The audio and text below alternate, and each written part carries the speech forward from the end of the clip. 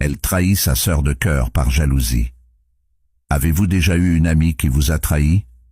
Partie 2. Sokna ne pouvait plus contenir sa jalousie. Cette nuit-là, assise dans sa petite maison, elle réfléchit à un plan. Adama m'a tout pris, même Ibrahima. Pourquoi tout lui réussit et pas à moi? Ce n'est pas juste, murmura-t-elle, rongée par la colère.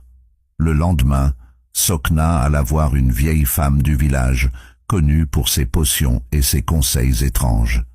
La vieille femme, Mariama, habitait à l'écart, dans une case entourée de plantes médicinales. Mariama, aide-moi. Je veux qu'Adama perde ce qu'elle a. Je veux qu'Ibrahima m'aime à sa place, dit Sokna, les yeux pleins de larmes.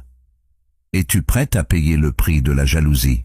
Demanda Mariama d'une voix grave. Sokna acquiesça sans réfléchir. Mariama lui donna une poudre étrange et lui expliqua. Mélange ceci à sa nourriture. Elle perdra son bonheur, et son fiancé ne la regardera plus. Mais souviens-toi, le mal que tu sèmes revient toujours. Le cœur lourd, Sokna rentra chez elle. Elle hésitait. Adama était sa meilleure amie, presque une sœur, mais la jalousie était plus forte que sa conscience. Quelques jours plus tard, Sokna invita Adama à dîner chez elle. Adama, toujours pleine de confiance, accepta avec joie. « Tu es ma sœur, Sokna. Je suis si heureuse que tu partages ce moment avec moi avant mes fiançailles, » dit-elle avec un sourire sincère.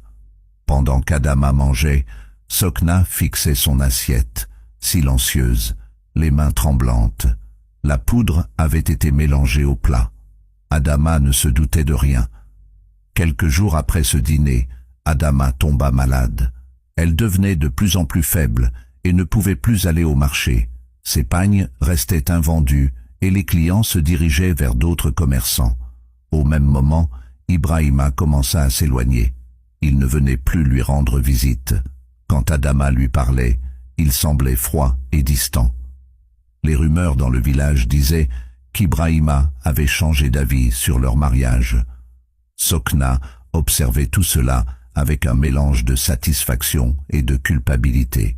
« Je n'aurais peut-être pas dû, mais maintenant Ibrahima me remarquera, » pensait-elle. Un soir, Ibrahima croisa Sokna au marché. Elle lui sourit timidement. « Sokna, je peux te parler ?» demanda-t-il. « Bien sûr, » répondit-elle, son cœur battant fort. Mais Ibrahima n'avait pas les mots qu'elle espérait entendre.